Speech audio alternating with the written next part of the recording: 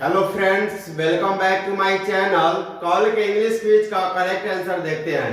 Question था where are you going क्या है। इसका करेक्ट आंसर होगा ए।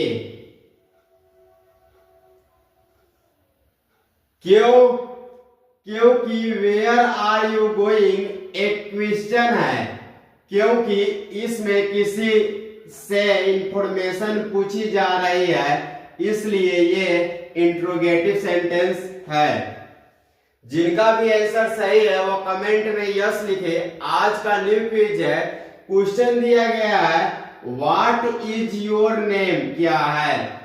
ऑप्शन में दिया गया है, ऑप्शन ए में है असर्टिव सेंटेंस, बी में है इंट्रोगेटिव सेंटेंस, सी में है इंपरेटिव सेंटेंस। इसका आंसर कमेंट में बताइए। करेक्ट आंसर आज शाम 6 बजे बताया जाएगा। वीडियो पसंद आए तो लाइक करें, चैनल को सब्सक्राइब करें।